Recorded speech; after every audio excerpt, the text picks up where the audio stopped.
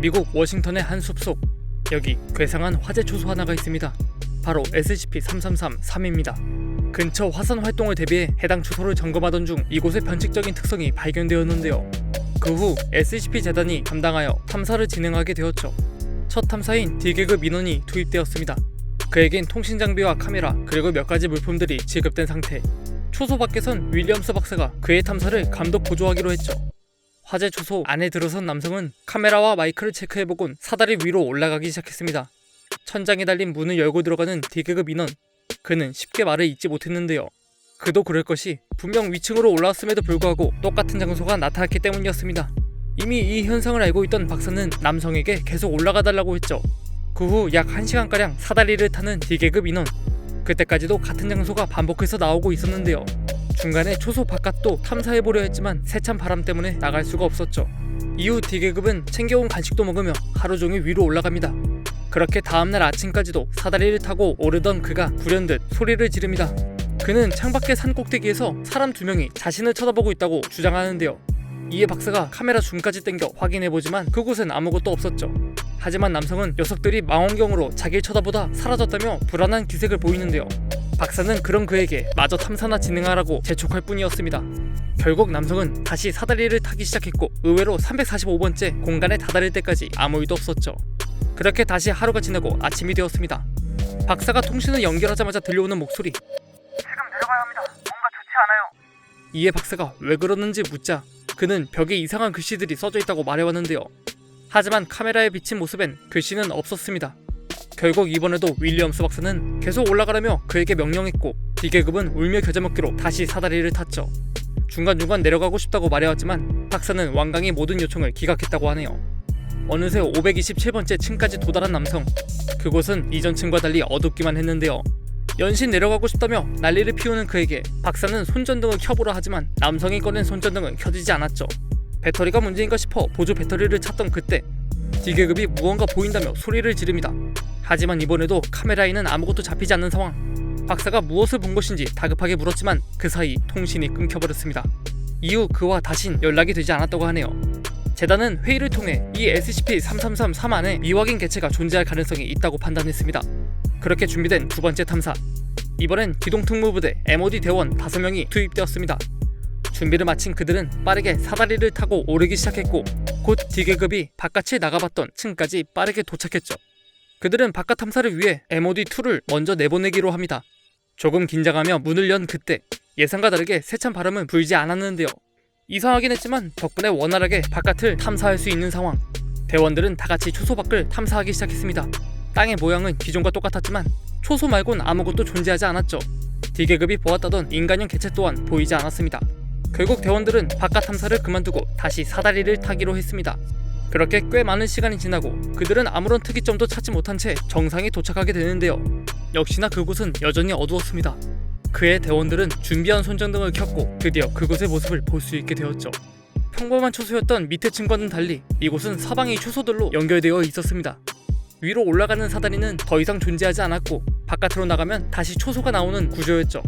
이런 구조 때문에 햇빛이 들어오지 않아 어두웠던 것이었습니다. 일단 대원들은 D계급의 흔적이나 특이점을 찾아 흩어지기 시작했습니다. 그렇게 1시간 지났을 쯤 무언가를 발견했다는 MOD3의 무전에 대원들이 모이게 되는데요.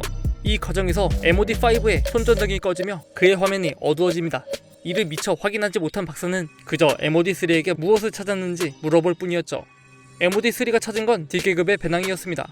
그들이 그것을 조사하는 사이 MOD1이 5가 사라졌다는 걸 뒤늦게 발견하는데요. 결국 그들은 다시 둘씩 흩어져 MOD5의 행방을 찾기 시작합니다. 한참 수색이 진행되던 그때 MOD2와 4가 동시에 넘어지게 되고 물 떨어지는 소리와 함께 통신이 끊겼습니다. 박사가 다급히 그들을 부르는 사이 이번엔 MOD3까지 쿵소리와 함께 통신이 끊기는데요. 결국 MOD1만 통신이 연계되어 있는 상황. 설상가상으로 그 또한 무언가를 발견하고 손전등을 이리저리 비추는 중이었습니다. 이때 나머지 대원들의 장비가 다시 켜지며 통신이 돌아왔죠. 무슨 일이 있었는지 물어보니 그들은 발이 걸려 넘어졌고 그 뒤에 무언가를 봤다며 말끝을 흐리는데요. 그 순간 MOD1의 통신도 끊겼습니다. 잠시 뒤 다시 통신이 연결된 그 역시 무언가를 봤다며 공포에 휩싸인 모습이었죠. 점점 패닉에 빠지던 특수부대원들. 그들은 이후 검은 안개로 뒤덮인 유령산이 보인다는 소리를 하며 후퇴하기 시작했습니다. 며칠 뒤 베이스 캠프로 돌아온 대원들은 다시 들어가길 굉장히 꺼려했다고 하는데요. 이에 윌리엄스 박사는 이 초소 안에 정신 착란 인자가 존재할지도 모른다는 생각에 관련 전문가 제로를 후속 탐사 대원으로 지목했죠. 윌리엄스 박사의 친구인 제로, 그녀는 정신 착란 인자, 속칭 밈 대응 전문가였는데요. 그녀는 마이크가 꺼지는 것을 대비해 손에 센서도 장착했죠. 긴 문장은 전달할 순 없었지만 입을 열지 않고 대화할 수 있는 기계였습니다. 예컨대 지지, 지금, 출발. 알겠습니다. 과 같이 말이죠. 곧 그녀가 사다리를 타고 오르기 시작했습니다. 그렇게 한참을 조용히 오르던 제로, 몇 시간 뒤 그녀에게서 메시지가 날라왔습니다. 밖에 뭔가 보고 있음. 이에 윌리엄스 박사가 전에도 마주친 적이 있으니 그냥 올라가면 된다고 말했죠. 하지만 제로는 있음. 아직도 처음. 틀렸다. 보지 않은 다른 것. 즉 이전과는 다른 무언가가 있다며 신호를 보내왔고 이후 쉬지 않고 12시간 동안 사다리를 타고 위로 도망치듯 등반하기까지 합니다. 박사가 쉬어야 하지 않냐 물어도 무언가 아직 있다면서 말이죠. 이때 제로가 카메라로 주변을 비추며 대뜸 보이냐고 묻는데요. 박사는 당연하다는 듯이 보이지 않는다고 말하려다 유리창 너머로 이쪽을 보고 있던 누군가가 급히 숨는 모습을 목격하게 됩니다. 제로는 저것들이라면서 다시 빠르게 위로 올라가기 시작했죠. 이를 같이 지켜보고 있던 MOD5 대원까지 제로에게 얼른 그곳에서 나오라고 소리치지만 그녀는 안 된다며 계속해서 위로 올라갔고 결국 정상에 도착하게 됩니다. 그 후 자신의 소임을 다 하려는 듯 그곳을 둘러보기 시작하는데요. 어째서인지 손전등을 켜지 않았고 그 때문에 카메라엔 아무것도 보이지 않았습니다. 그때 멀리서 들려오는 쾅 소리, 이후 작은 바스락거리는 소리가 연달아 들려옵니다. 이에 MOD5와 박사가 그녀에게 얼른 나오라고 소리 지르지만 제로는 몸, 피, 내장, 근육, 매끈, 너무 부드러움, 딱딱함, 금속. 와 같은 단어들을 내뱉고는 라는 오타를 끝으로 통신이 끊겼습니다. 이에 윌리엄스 박사가 그녀를 애타게 부르는데 잠시 뒤 불이 나갔어. 불, 어디 있지? 라는 메시지가 날라왔죠. 그러면서 켜지는 손전등, 누군가 들고 있는 제로의 카메라에는 누워있는 제로가 찍혀 있었습니다. 이미 부패가 시작된 근육, 뼈뿐인 모습이었는데요. 그리고 잠시 뒤 그녀의 손에 들려있는 무언가가 카메라에 잡혔습니다. 그것은 바로 MOD5 대원의 이름표. 네, 윌리엄스 박사 옆에 서 있는 MOD5의 이름표였습니다. 두 번째 탐사에서 되돌아왔던 MOD 특수부대 요원들은 이미 그들이 아니었던 것이었죠. 윌리엄스 박사가 무언가를 피해 SCP-3333을 올라가고 있습니다. 그녀는 숨을 헐떡거리며 10분 넘게 사다리를 타는 중이었죠. 이미 여기저기 많은 상처를 입은 박사. 잠시 뒤 그녀는 사다리 문을 깔고 앉은 채로 잠시 쉽니다. 입으론 연신 어떻게 특수부대원들을 의심할 수 있었겠어 라고 울면서 말이죠. 이때 밑에 층에서 목소리가 들려왔습니다. 바로 또 다른 특수부대 요원의 목소리였는데요. 박사님을 구하러 왔다는 반가운 목소리의 요원. 하지만 윌리엄스 박사는 가까이 다가오지 말라며 더 이상 안 속는다고 소리를 지릅니다. 그럼에도 문을 열려고 시도하는 요원. 결국 박사는 문 위로 총을 2번 발사한 뒤 사다리를 타고 다시 도망치기 시작했습니다. 올라가서 문을 잠그고 다시 올라가서 잠그고를 반복하길 12시간. 이미 지칠 대로 지친 그녀는 결국 자리에 쓰러져 잠이 듭니다. 그리고 12시간 뒤 비명을 지르며 깨어나는 윌리엄스 박사. 그녀는 아직 자신이 SCP-3333 아니라는 사실에 좌절합니다. 하지만 다시 돌아갈 수는 없는 상황. 박사는 다시 올라가기 시작했습니다. 그 뒤 얼마나 올랐을까? 박사의 뒤쪽에서 노크 소리가 들려왔습니다. 이에 그녀가 즉시 몸을 돌려 총을 꺼내드는데요. 그 문 너머에 있는 것은 바로 첫 탐사를 진행했던 D계급이었습니다. 굉장히 수척한 모습, 피부 이곳저곳이 성하지 못한 상태였는데요. 녀석은 쉰 목소리로 연신 박사에게 문을 열어달라 하지만 박사는 총을 겨누며 물러서라고 소리 지릅니다. 결국 놈은 주먹으로 문을 부수고 침입하게 되죠. 이걸 가만히 보고 있을 리 없던 박사가 대응 사격을 하게 되고 결국 D계급은 만신창이인 모습으로 쓰러집니다. 그 모습을 들여다보는 윌리엄스.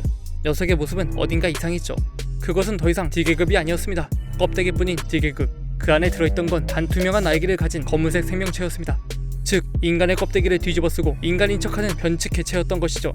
윌리엄스 박사는 구역질을 몇 번 하곤 위로 올라가기 시작했습니다. 그렇게 도착한 정상. 박사는 제로의 이름을 부르며 울고 있었죠. 몇 분 뒤 그곳을 걸어다녀 보지만 그 누구도 보이지 않는 상황. 지친 박사는 탁자에 카메라를 두고 주저앉아 쉬게 되는데요. 그때 들려오는 발소리. 패닉에 빠진 박사는 곧 그것의 모습을 볼 수 있었습니다. 제로.